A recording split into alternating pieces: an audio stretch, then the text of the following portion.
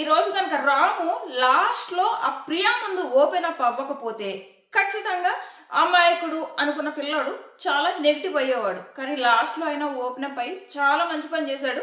ఎందుకంటే రీతు క్లియర్గా రాముతో ఏమన్నది, మన ఇద్దరం లాస్ట్ వరకు మిగిలేలాగా ఆడుకుందాం అంటే అర్థం ఏంటమ్మా, నువ్వు మిగిలిన వాళ్ళందరినీ అవుట్ చేయమని కదా, అందులో తనుజ కూడా ఉందని కదా అర్థం. మళ్ళీ నేను ఎక్కడ తనుజాను అన్నానా అని ఏడుస్తుంది ఏంటి చిరాగ్గా, చేసేదంతా చేసేసి క్లియర్గా అన్నది కదా, దొంగేడుపులు ఎందుకు.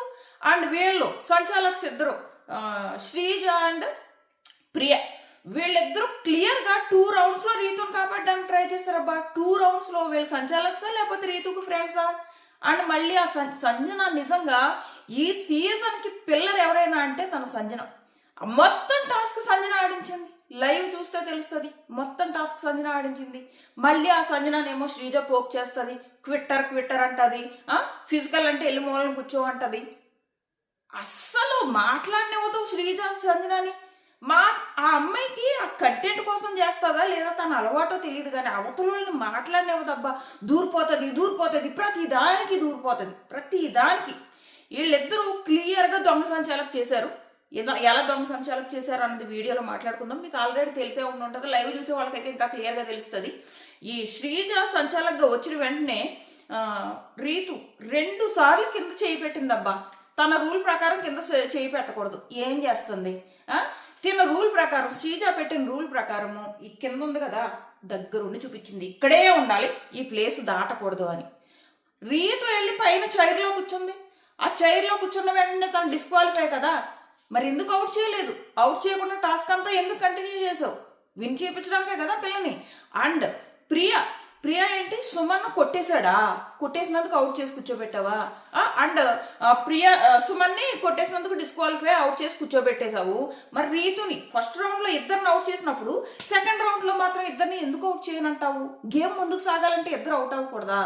అక్కడ శ్రీజ చెప్తుంది, అరే గేమ్ ముందుకు సాగాలి, ఈ రౌండ్లో ఇద్దరిని అవుట్ చేస్తే ఎలా కుదురుతుంది? ఒక్కడనే అవుట్ చేయి, ఆల్రెడీ సుమన్ అవుట్ కదా అంట. First of all Suman out ఎలాగయ్యాడబ్బా? నువ్వు కొట్టొద్దన్న వెంటనే అతను ఆపేశాడు. వేరే వాళ్ళు రీతు చేసుకుంటేనేమో డిఫెండ్, నీకు గుచ్చుకుంటున్నాయా, గుచ్చుకుంటే వెళ్ళి కూర్చో. మరి సుమన్ వెళ్ళేలా తోస్తున్నప్పుడు అప్పుడు కూడా అదే చెప్పబోయావా, వెళ్ళి కూర్చోమని?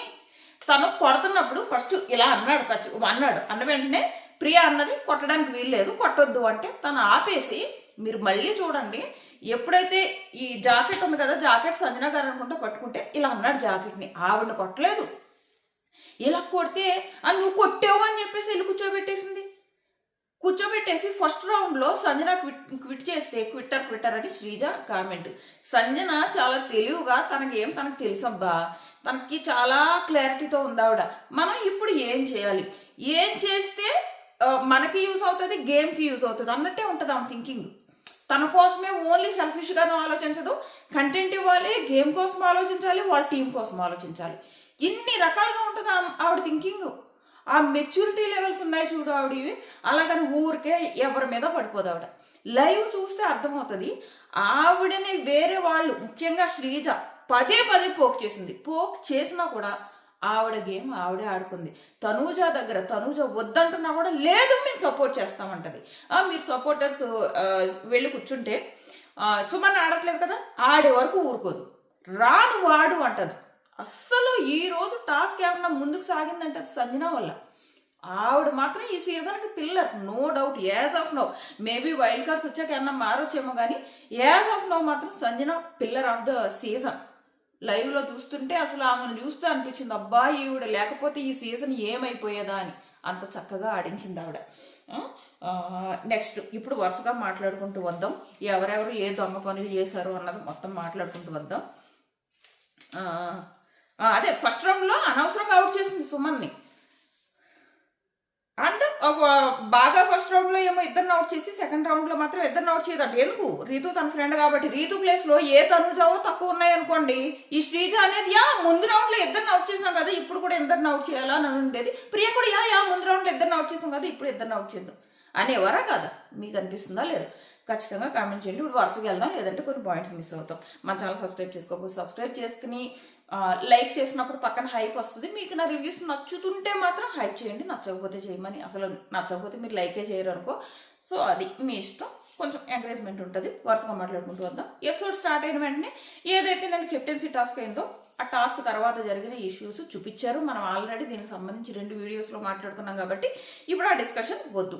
నెక్స్ట్ వచ్చేసి నెక్స్ట్ డే గురించి మాట్లాడుకుందాం. నెక్స్ట్ డే రీతు వచ్చేసి హరీష్ గారి దగ్గర కూర్చుంటుంది.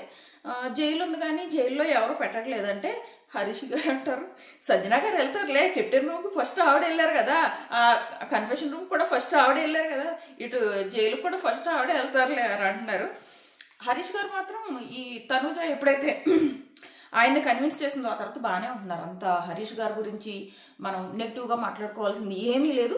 అండ్ ఈవెన్ ఈరోజు లాస్ట్ టాస్క్లో ఏదైతే రీతు చెయ్యి పెట్టేసింది కదా, చెయ్యి పెట్టేసి పట్టుకుంది కదా, అలా వద్దు అన్నది ఏదైతే రీతుకు మాత్రం ఫేవర్గా అనలేదు హరీష్ గారు. ఆ ప్లేస్లో వేరే వాళ్ళున్నా కూడా ఆయన అదే అనేవాడు. కాబట్టి నేను అందుకే హరీష్ గారిని ఫేవరిజం వీళ్ళిద్దరిలో కలపట్లేదు అనమాట. అది రీజన్. ఆయన ప్రాపర్గా ఉన్నారు, ఫేర్గానే ఉండడానికి ట్రై చేశారు. ఆయన ఈరోజు మాట్లాడిన మాటలను బట్టి కానీ ఆయన బాల్స్ విసిరిన విధానాన్ని బట్టి కానివ్వండి హరీష్ ఫేవరిజం చూపించారని నాకు అనిపించలేదు అనమాట సంచాలకుగా. బట్ ఇంకొంచెం స్ట్రిక్ట్గా రీతు ఎప్పుడైతే అది పట్టుకుందో అప్పుడు రీతుని పక్కన కూర్చోబెట్టాల్సిందని మాత్రం అనిపించింది. సో ఇది అండ్ ఆయన అన్ఫేర్ చేయాలన్న ఉద్దేశం అయితే ఆయన మైండ్లో లేదని నాకు అనిపించింది. సో ఇది అయిందా. నెక్స్ట్ వచ్చేసి సంజన ఆ థమ్సప్లు దాచుకుంది, ఇవన్నీ కూడా తను కొంచెం కంటెంట్ ఫన్ క్రియేట్ చేయాలని చేస్తుందని అనిపిస్తుంది నాకు. సో అయిపోయింది. ఆవిడిచ్చే కంటెంట్కి ఇలాంటి చిన్న చిన్నవి ఆవిడ చేయకపోయినా వచ్చే నష్టమేం లేదు. ఆవిడ ఫుల్గా ఆలోచిస్తుంది. అబ్బా గేమ్ గురించి ఆవిడ థింకింగ్ చాలా బాగుంది. యాజ్ ఆఫ్ నౌ ఆవిడ థింకింగ్ చాలా బాగుంది. అండ్ వాళ్ళ టీం కోసం ఆడుతుంది. వాళ్ళ టీం కోసం ఎమ్ము కానీ తను కానీ సంజన గారు కానీ వీళ్ళు ఇంకొక భరణి గారు కానీ వీళ్ళందరూ టెనెంట్ కోసం కష్టపడి ఆడుతున్నారు. అంటే వాళ్ళు ఈ వానర్స్ అందరూ ఎలా అయితే మేము అనుకుంటున్నారో వీళ్ళు కూడా మనం గెలవాలి అన్న థింకింగ్ ఉంది. ఈవెన్ సుమన్ శెట్టి మాత్రం చాలా బాగా ఇంప్రూవ్ అయ్యారు. ఈ వీక్ అంతా ఆయన సూపర్గా ఆడుతున్నాడు. అండ్ ఆ కొట్టేది కూడా ఆయన కొంచెం తెలియక చేశాడు, కానీ వద్దని వెంటనే ఆపాడు. కొట్టేయడం అంటే ఎంక బాధే లేదు. ఇప్పుడు రీతు ఉందంటే ఎంక గీరింది, అలా కూడా చేయలేదు. ఆయన జస్ట్ వెళ్ళేలా దులుపుకున్నట్టే, అది కూడా డిఫెండింగే. చెయ్యి వీళ్ళ డిఫెండింగ్ ఇలా టప్పమని కొడితే అతను ఇలా అన్నాడు, వద్దని వెంటనే ఆపేశాడు. అండ్ ఎప్పుడైతే నేను వద్దన్నా కూడా నువ్వు కొట్టావు అని అన్నదో అప్పుడైతే ఆ పిల్లడు కొట్టనే లేదు. తన జాకెట్ని ఇలా విదిలించుకున్నాడు, అవుట్ చేసి కూర్చోబెట్టింది. సో టాస్క్ స్టార్ట్ అయింది.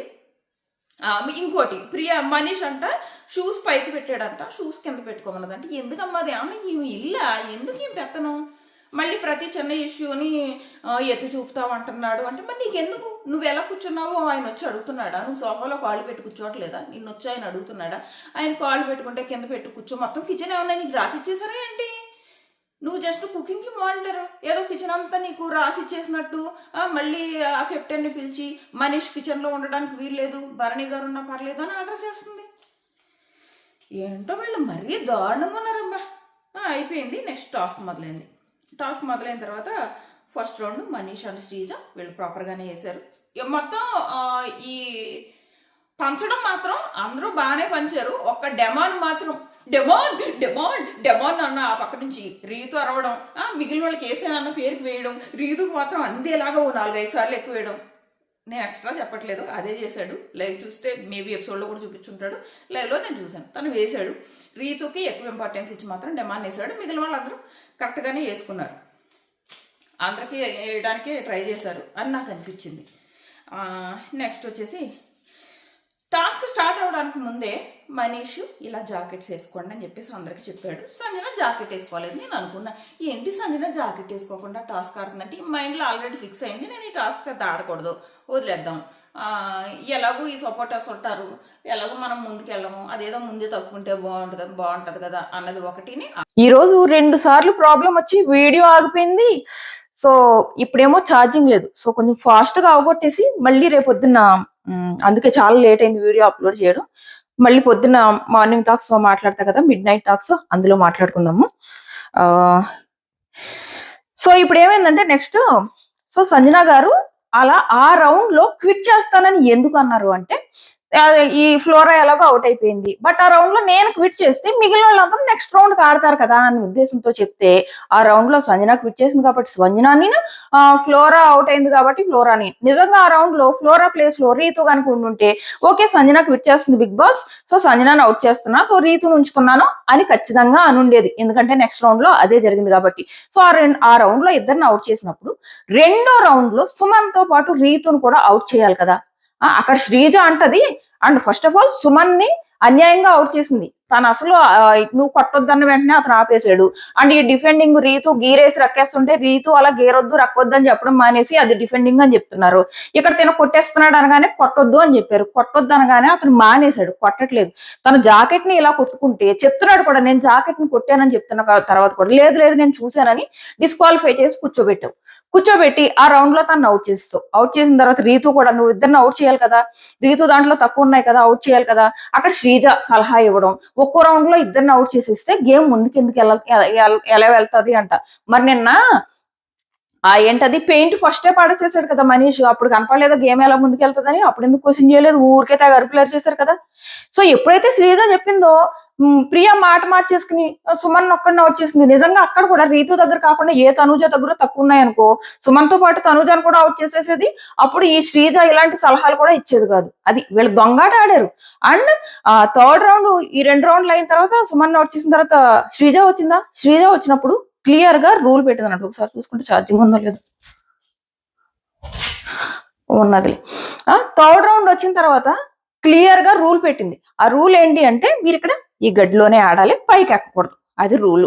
అండ్ నెక్స్ట్ ఆ బుట్టలో ముట్టుకోకూడదు. అండ్ ఇక్కడ నిలబడి ఉన్నప్పుడు కింద టచ్ చేయకూడదు.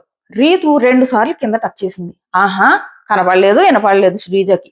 అండ్ అక్కడ రీతు ఆ గొడవ పడుతూ వెళ్ళి చైర్లో కూర్చొని మాట్లాడుతుంది. అంటే నువ్వు రూల్ బ్రేక్ చేసావు కదా, అదే రూల్ బ్రేక్ చేసావు అని సుమన్ అవుట్ చేసిన వాళ్ళు ఇప్పుడు ఎందుకు రీతును అవుట్ చేయరు? ఆ రౌండ్ లో కనుక రీతుకు తక్కువ లేకపోయి ఉండుంటే రీతు నుంచేసేవారు. ఆ రౌండ్ లో ఆడించారు. నువ్వు రూల్ బ్రేక్ చేస్తున్నావు, ఇళ్ళ చైర్లో కూర్చున్నావు అని కూడా క్వశ్చన్ చేయరు. ఆ రకంగా ఫైనల్ గా అండ్ సుమన్ టైంలో రీతును అవుట్ చేయకపోతే సంజన ప్రాపర్ గా క్వశ్చన్ చేసిందబ్బా. ఇంతకు ముందైతే నేను ఆ ఫ్లోలో ఇంకా బాగా చేశాను రివ్యూ, నేను ఇప్పుడు మర్చిపోయాను మళ్ళీ రిపీట్ చేయడం వల్ల. ఎంత బాగా సంజన క్వశ్చన్ చేసిందంటే అసలు ఆ హౌస్ కి ప్రతి విషయంలో, నిన్న స్టాప్ ఇట్ దగ్గర కూడా ఎంత బాగా క్వశ్చన్ చేసిందంటే సంచాలకుని స్టాప్ ఇట్ కోసం అవుట్ చేశాను అంటున్నా. అసలు స్టాప్ ఇట్ అనడానికి రీజన్ ఏంటో చెప్పు. అసలు మామూలు క్వశ్చన్ అది, ఎంత ప్రాపర్ గా క్వశ్చన్ చేసింది. ఈ రోజు కూడా అంతే, నువ్వు ఫ్రెండ్స్ కాబట్టి రీతును అవుట్ చేయట్లేదు, రీతు ప్లేస్ లో వేరే వాళ్ళు ఉంటే అవుట్ చేసావు అని చెప్పి సంజన క్వశ్చన్ చేసింది. ప్రాపర్ క్వశ్చన్, దానికి అరుస్తుంది ఫ్రెండ్స్ అని తీసుకురాకు మధ్యలో అంట. మరి లేకపోతే అక్కడ ఏం జరుగుతుంది, అదే దొంగట జరుగుతుంది. సో ఆ రౌండ్ ఫైనల్ గా ఒక రౌండ్ లో సుమన్ మాత్రమే పంపారు. ఆ నెక్స్ట్ రౌండ్ లో రీతును అవుట్ చేశారు.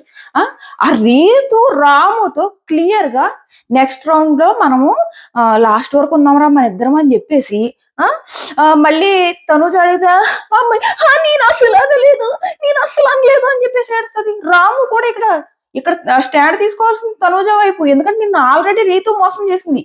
రాము ఎందుకు రాయిలాగా నిలబడ్డాడు? నిన్ను రీతు మోసం చేసిందనే కదా, మరి ఎందుకు చెప్పలేదు అక్కడ నువ్వు? మళ్ళీ లాస్ట్ లో ప్రియా దగ్గరికి వెళ్ళి రీతు సెల్ఫిష్ అని చెప్తున్నావు. నువ్వు అదేదో ఇక్కడే స్టాండ్ తీసుకుని ఉంటే సూపర్ ఉండేది.